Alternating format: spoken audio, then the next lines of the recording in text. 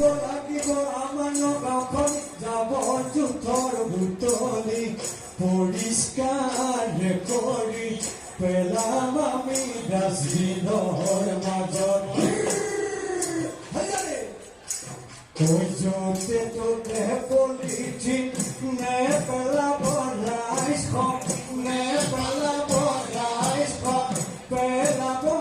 ডাষ্টবিনৰ মাজত